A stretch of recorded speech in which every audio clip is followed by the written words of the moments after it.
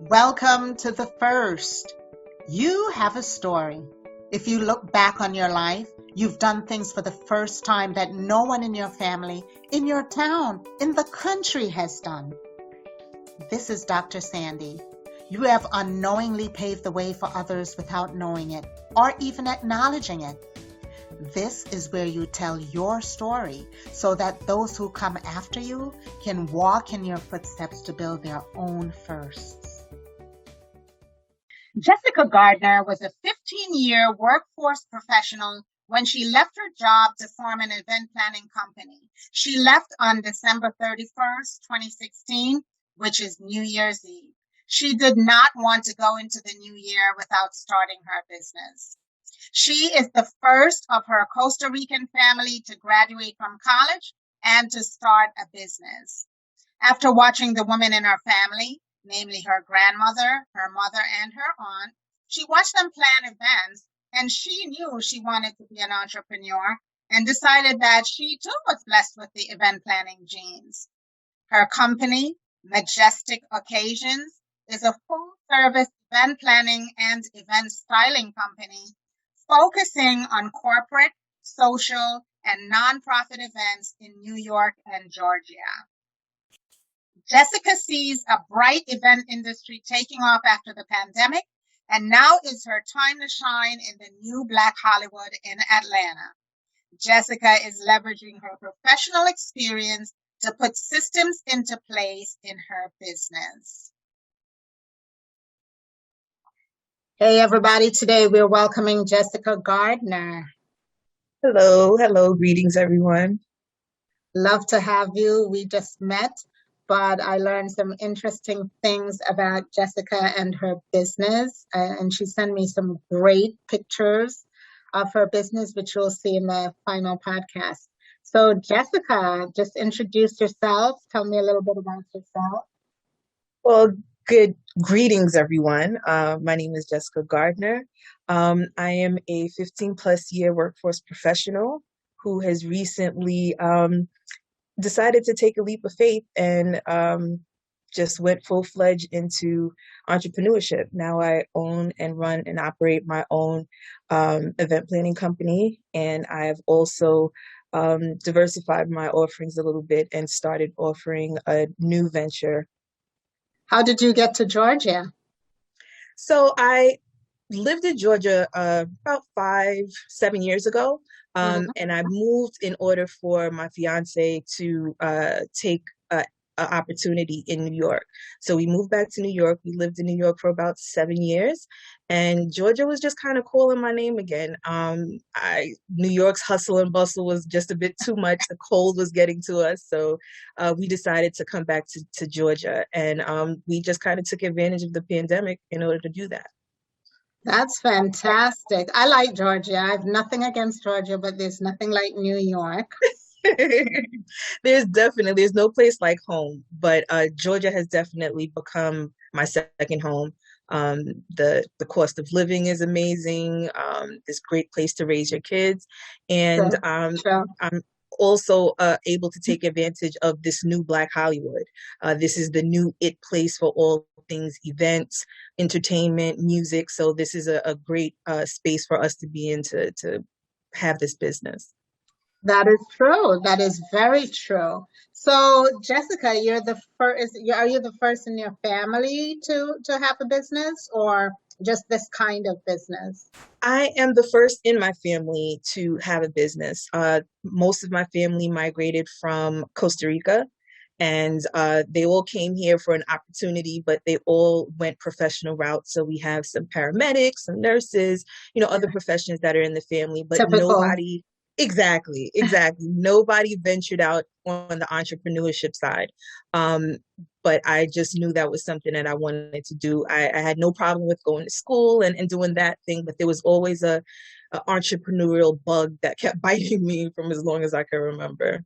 I think you're either born with it, with the bug, or not. Definitely. You can learn, but it's a lot harder to learn entrepreneurship. Some people just are naturally from their kids. You could see their hustle and bustle, right? Yes. A lemonade stand, or they have Yes, babysitting or different things, it's really about making your own money. To me, definitely. that's what entrepreneurship is. So some people, as you describe your family, which is a very typical immigrant mentality, is just to get a paycheck and cover the bills and make sure there's a roof over your head.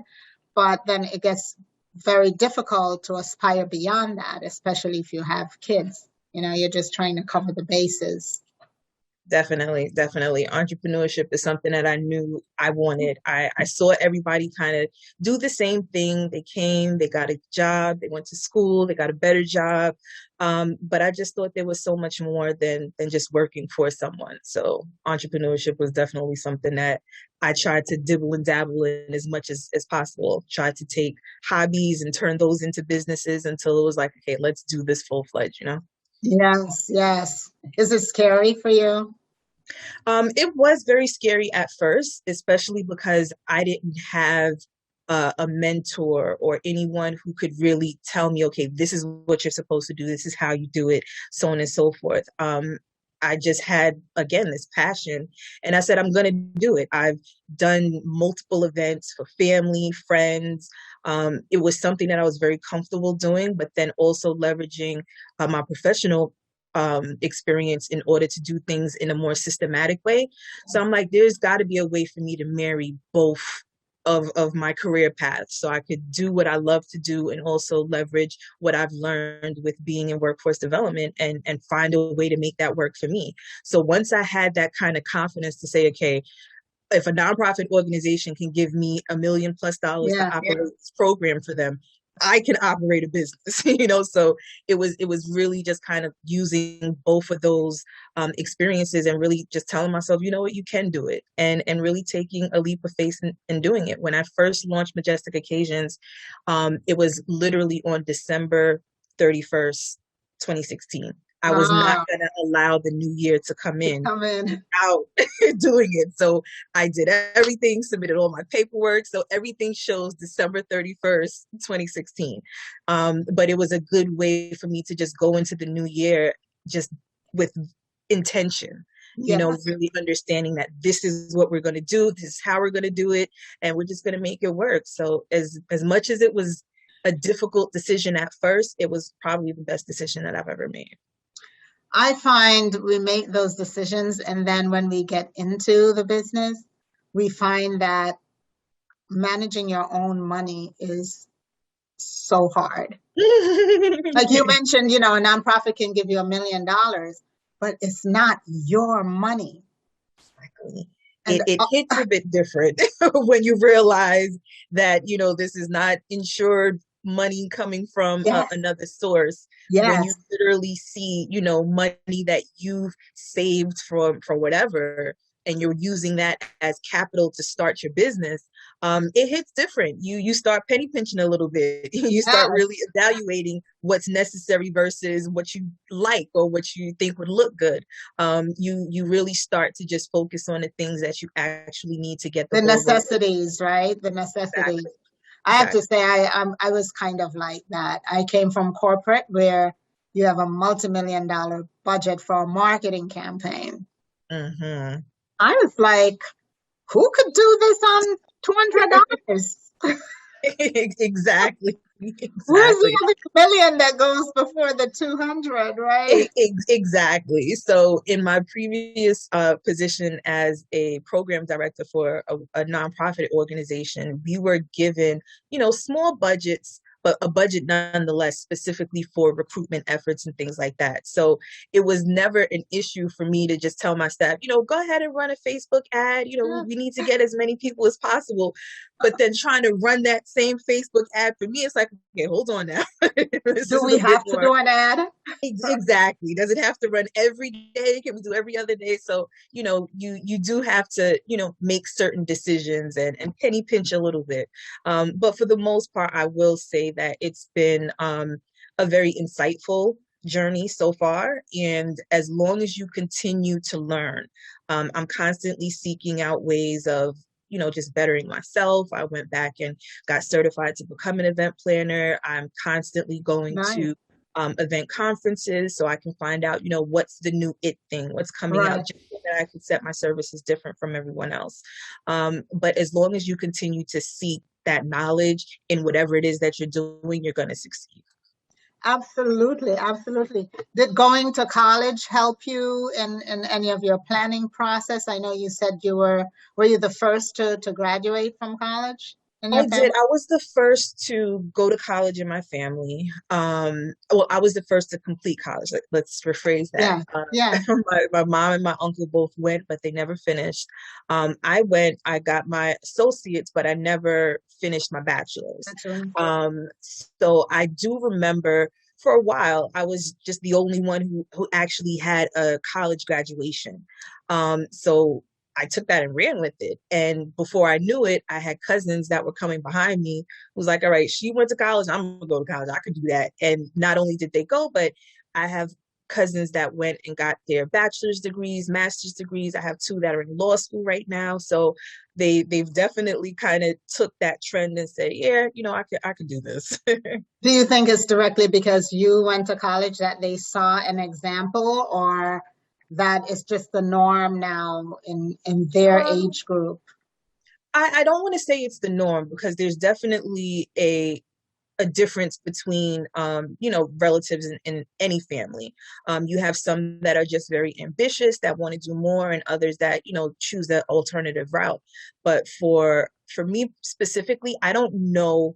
I've never been told by any of them that you've inspired me to go to college. College? However, I do know that we all grew up really close knit and we've been able to share stories. So I know certain things they've been able to adapt, or just seeing that if Jess can do it, I know I can do it. I'm stronger at It's by this. example, right? It's all by Exactly. example. No one's Exactly. really going to say you're the first. Sometimes it goes unacknowledged. Exactly. No one Exactly. ever says it. It's like, oh yeah, she did that. But people are watching you. Like people your age, people are watching us when we don't know we're being watched. And they just say, hey, I need to do that. That's something I should be doing. Definitely, definitely. I feel even within the younger generations, um, we weren't really necessarily that close, but I could still see how they were able to watch the things that I was doing and, trying new things. And it Yes. just made it a bit easier for them to, want to venture out and do those type of things. So I think your family also understands when you do it and when they come to say, "Hey, I'd like to go to college," it becomes a little bit more familiar because you did it before and they saw what happened, the outcome of that. So it's easier when someone else comes and say, "I'd like to go to college," because I come from an immigrant family. It's just very difficult to save money, especially when you have several kids that need to go to college. And when you see you do it for one, hmm then you understand the process, exactly. right? So it just makes it a lot easier that we can share that information and pass it along. So what do you like about being the first to do something in your family? Well, I think that for me, it's just the ability to know that me being the first has now set the blueprint for somebody else. We live in a day and age where information is readily available at our fingertips. So anyone could, Google how to start a business. So I don't think what I did was so crazy or out the box. But me being the first in my family to do it, now they have a resource within me. They're able to call me and say, "Hey Jess, what'd you do about this EIN number? How did you, get the LLC incorporated?" Like all of these questions are now easily answered by a trusted source because I'm the first one that they know who's done it. So I think for me, it's just really being able to feel that level of gratitude that I have once I'm able to help them and they're able to kind of do the things that they want to do based off of the information that I've provided. I when people come to you for advice, you really become a mentor to them, right? It's your way of giving back to them Maybe you need to start a new business to charge them. I've actually thought about that, to be honest, especially, during this pandemic. I've gotten a lot of questions. So, Set up people for are you. This is what I charge. I'll set up a help you set up your business. exactly. People are asking about, unemployment. They want to know about these PPP loans, and it, Right.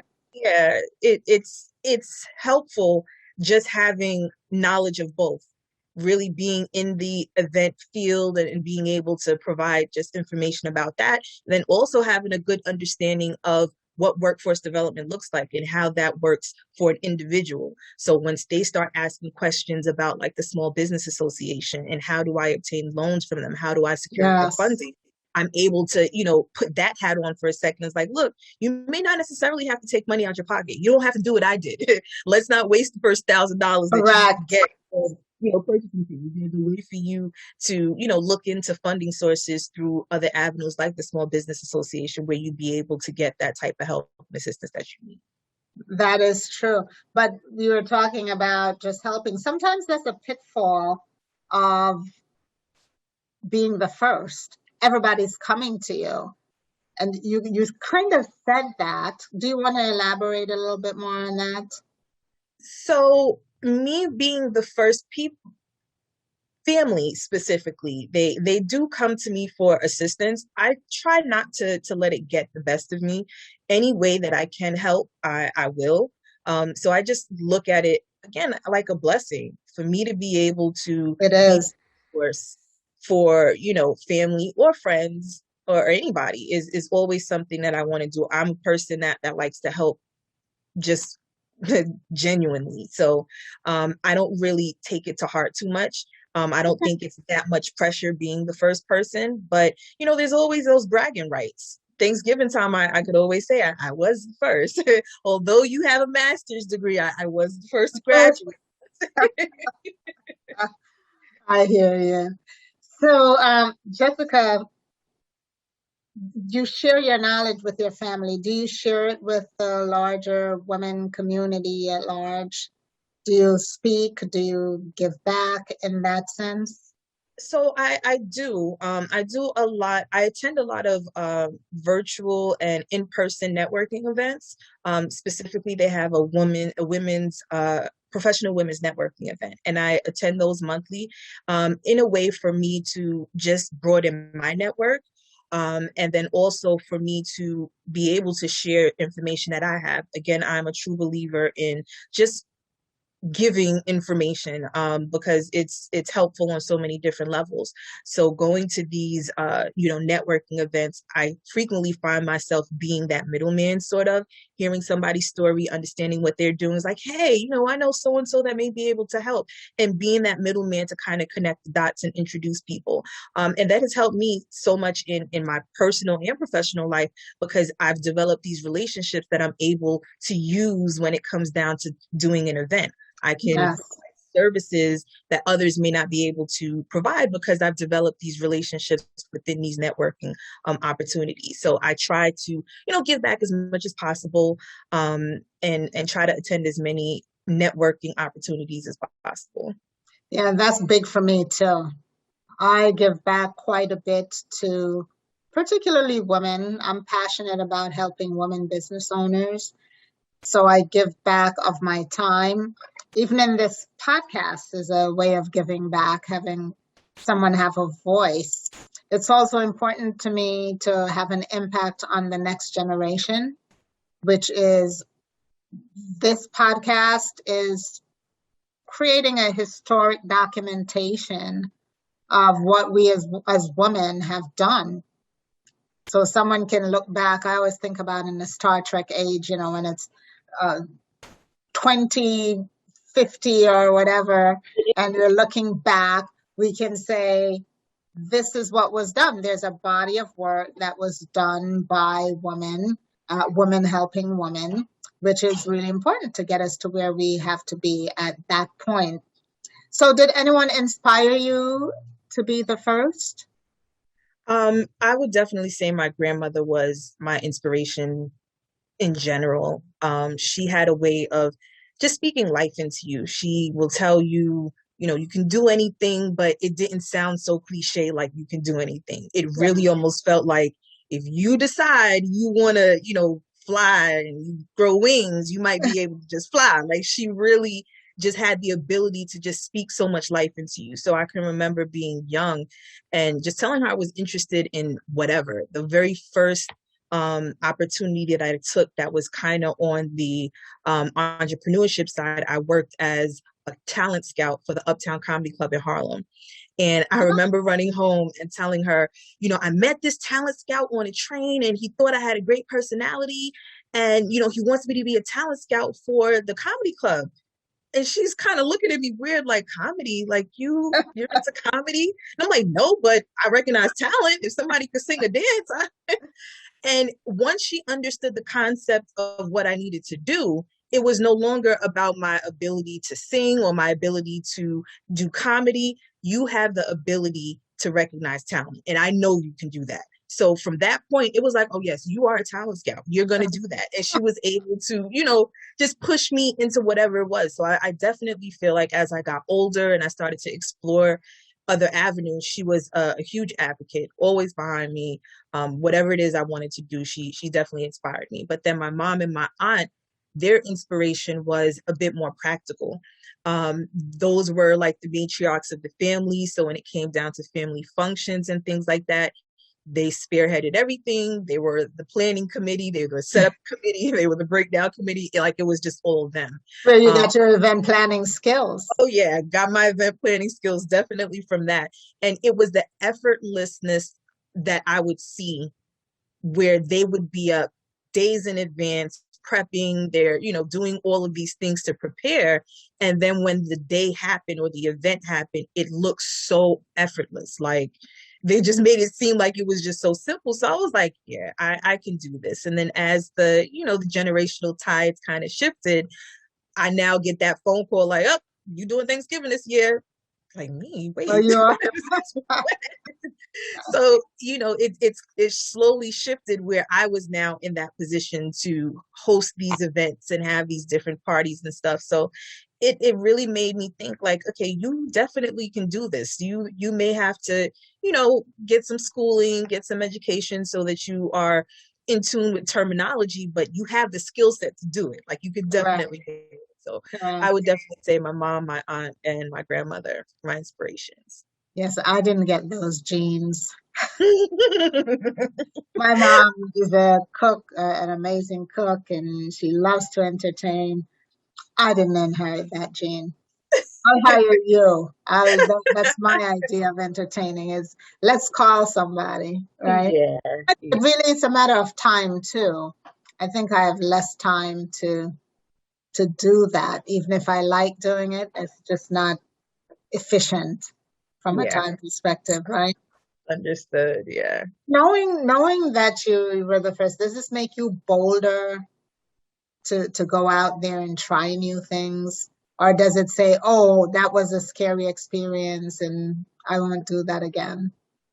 So, although it was a scary experience, I think that learning from that and learning that the fear didn't stifle me gave me enough confidence to say, you know what, you can do it. Like there's nothing that can really stop you.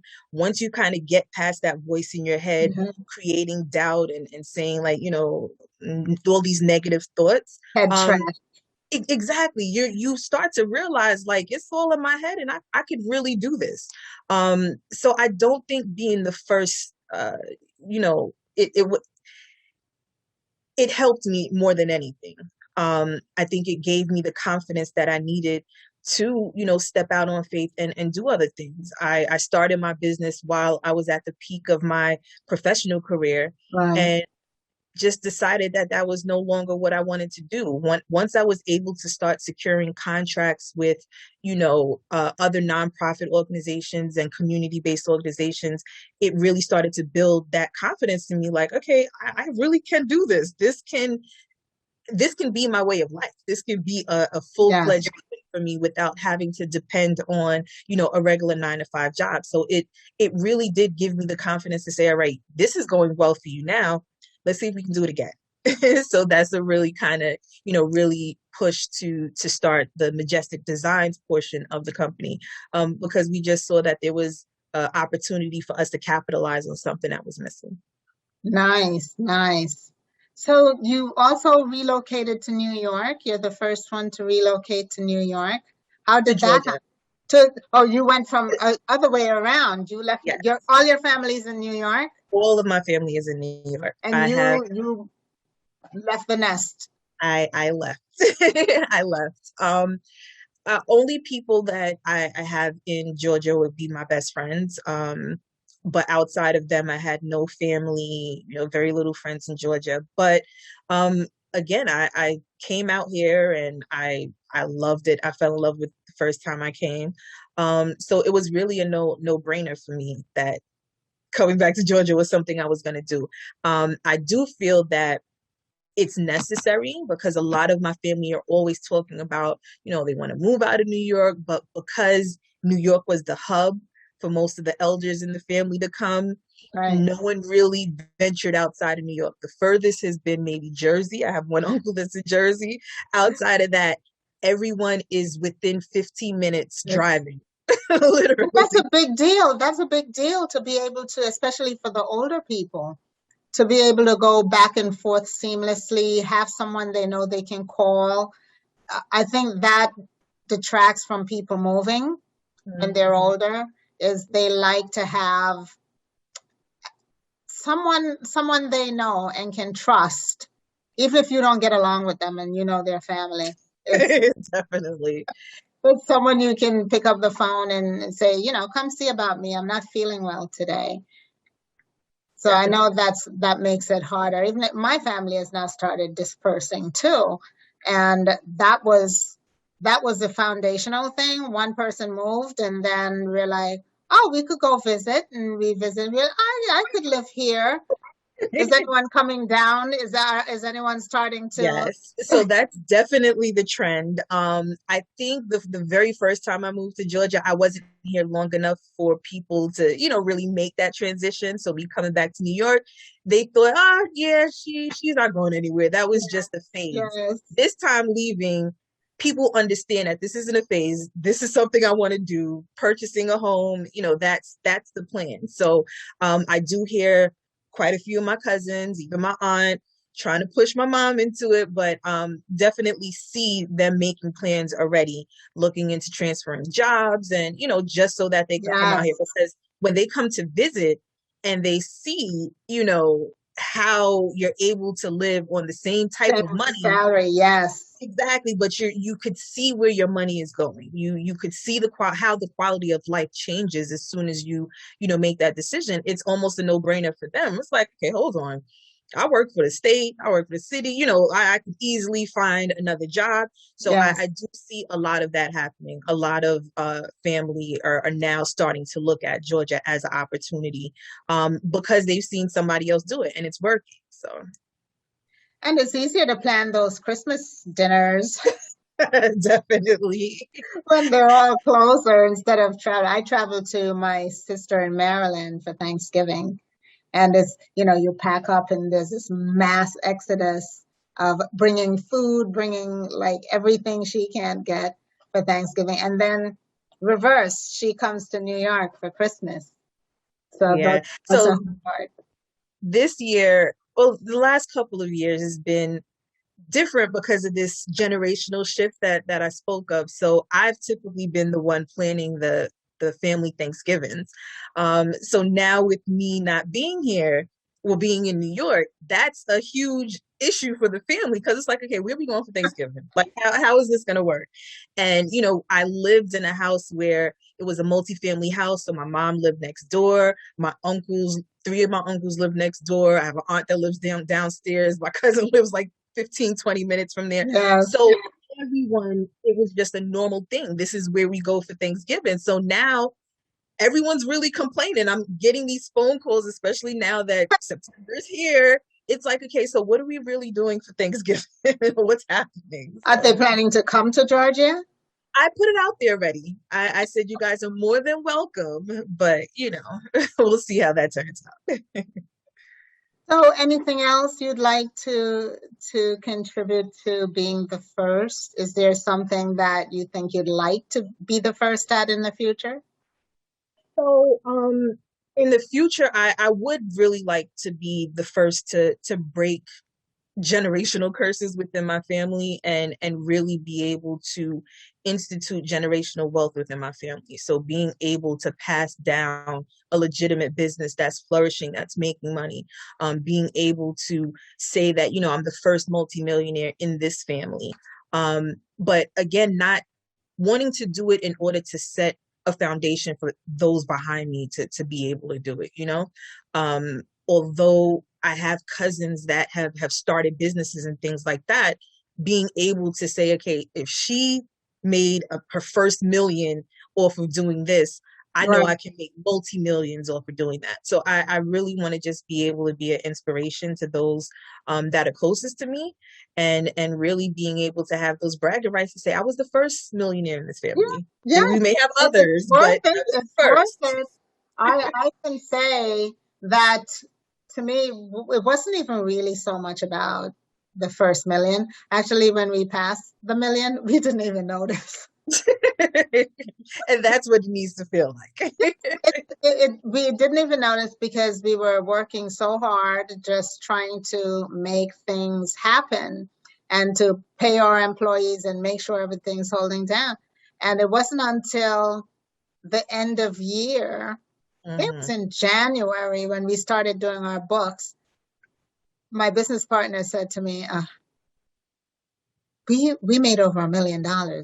It was only like maybe $1,010,000, or it was just right over. But the thought that we made it to the $1 million mark, which a lot of women don't, right? Hmm. Well, you have to say a lot of small businesses don't. Hmm. The average is just like $100,000 or $50,000 for a small business owner. And so to make it to the $1 million mark, when you look at your profitability, because you could be a million and broke, Oh, definitely. look at your Very much so. profitability, and then you start saying, I now know how much I need to make in order to pay myself and pay my employees. And this could be a really viable business. Exactly. Exactly. And just being able to create a blueprint that they're able to follow. I am And going to you make can mistakes. follow. Exactly. You can follow for every business that you build, you have a foundation, and there might be little tweaks and turns, but the same things are it doesn't really change much. I was speaking to someone today, and she has a business similar to what we had, a marketing business. And just do the work. Mm. There's not, it's all been written down already. Other people are doing it. It's not a secret. You might have your secret sauce, but business is not a secret, Exactly. right? It's just getting up every day. If you don't get out there, you're not getting paid. That's Exactly. it's not Exactly. lazy people, that's for sure. It's really not. And it's the tenacity that kind of pushes you to know that you're going to do the same thing possibly every day, or whatever your business entails, like you're going to have to do it. It's not like you have a boss telling you, hey, you have a 5 p.m. deadline. You Exactly. are your own boss. So if you Boss. don't put in that work and you don't, do what you need to do, you ain't getting paid. Lights ain't getting, so you have Yeah. to really be able to be a self-starter, be a motivator, and be able to just do what needs to be done to get the job done. And you said some key words, being a self-starter. I think that's a great quality when you're looking at women in business, particularly women, because there are a lot of women who wait for direction. Mm. Now, it's funny, they don't wait for direction with their kids or with their family. So you could possibly be a self-starter in one part of your life, but in the workforce, you tend to wait for directions. Exactly. And I was Um, doing this kind of unconscious bias talk, and that came up how we have to. be different in the workforce for a plethora of reasons. And that was one of them. We just don't put ourselves out front as much in the workforce, where when you're an entrepreneur, you have no choice. Yes, I agree with that wholeheartedly. Um, I feel like being the owner of your own business and operating your own business, there's a certain level of confidence that comes along with that. There's a certain level of it just gives you the ability to kind of speak frankly, firmly, this is what it Mhm. is, and have, no qualms about it. Whereas if you're in the workplace, you worry about the backlash of everything, how somebody may feel, how me, someone may take Yes, this, how I'm going to be perceived. And I think there has to be a balance. You should, again, be cautious of people that you're doing business with, but at the same time, you should be able to speak freely the way that you would if you were in control of your own business. So being in the workforce doesn't necessarily stifle you. You shouldn't be able to, have your voice stifled, but you should still feel empowered enough to say, this is what I'm worth. This is what I bring to the table. For a lot of not even just Black women and marginalized communities, just in general, we have a tendency to not speak up when it comes down to what we deserve, negotiating our salaries, that's anything like true. That is very true. us is what we take. But as a business owner, you're gonna haggle. You're gonna try to get, as much as you could possibly get. You want to maximize every dollar being spent. You want to see that return on your investment. So it's important to be able to kind of balance both, but understand that you can, the same voice that you have as a business owner, you could have that in the realm of a 9 to 5 job. You just have to understand that you have that same voice. Yes. What was your first sale? Who was your first client that you got?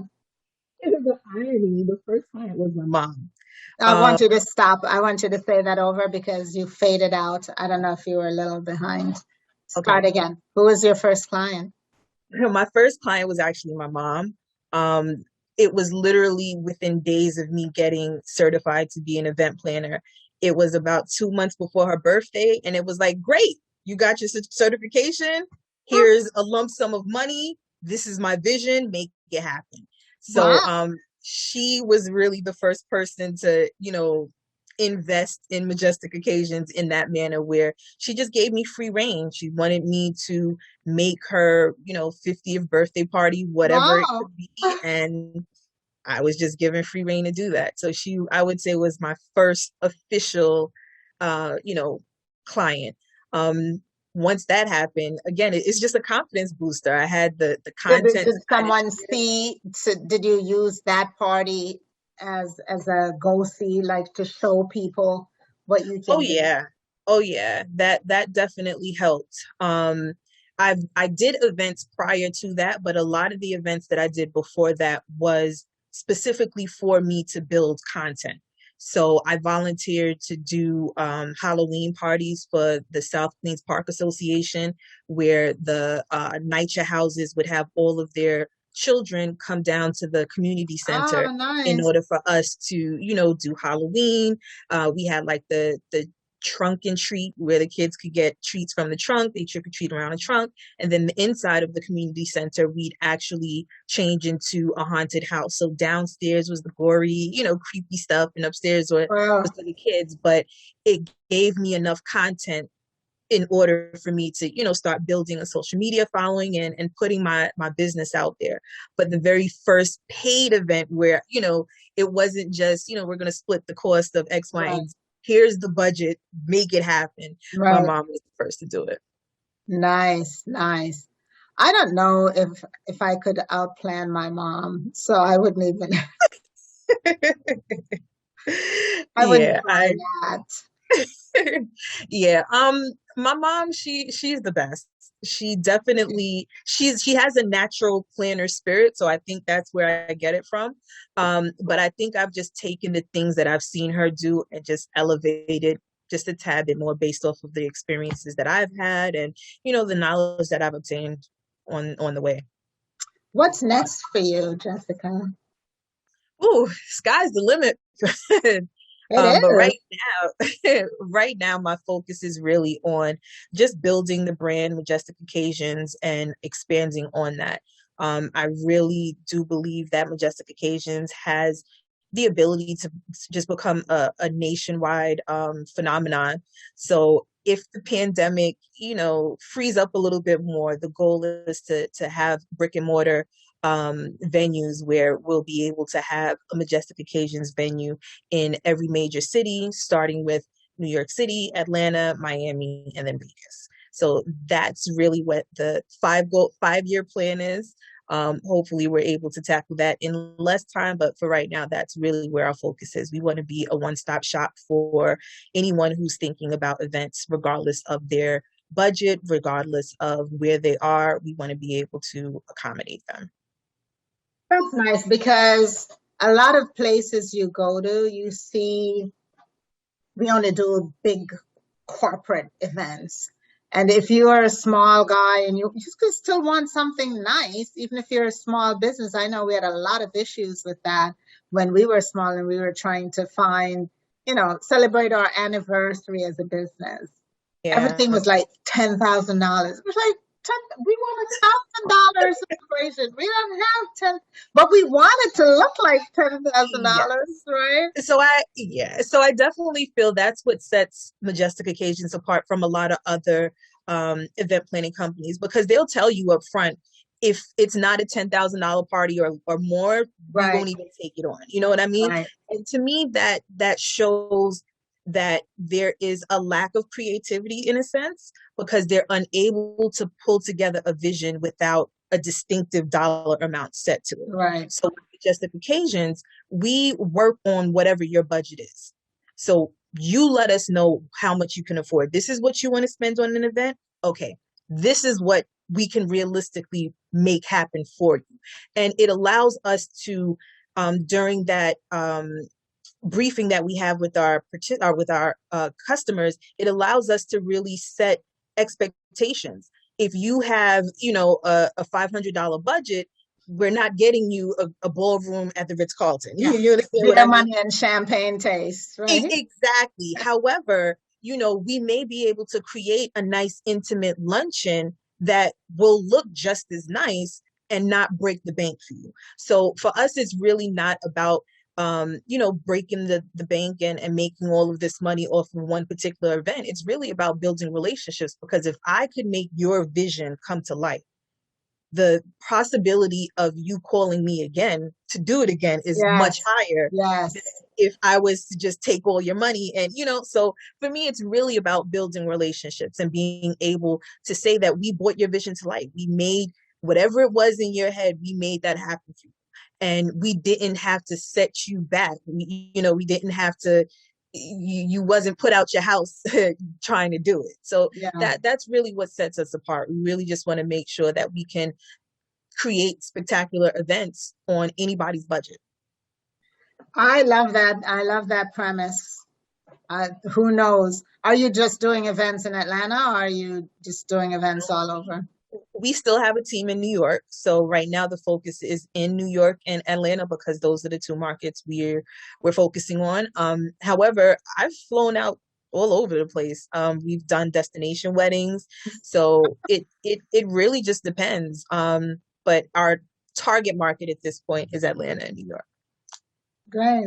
Well, that's great to know. Any final words? Anything that you want to put out there for us to know so we can further utilize your services or just understand you a little bit better? Not really. MaJesstic Occasions is again, look out for us. I am a firm believer that consistency is key. So if we continue to do what we've been doing and just following this model, we'll be very successful. So just look out for MaJesstic Occasions. We're here to serve the community. Although we do, various events, we still hold the community holds a very dear part in our hearts. So giving back to the community is always something that we'll do. And again, just kind of look out for us. We'll will be in a town near you. All right. Well, thank you so much. Thank you, Jessica, for coming on the first. I think we have a better understanding of how being the first can help others.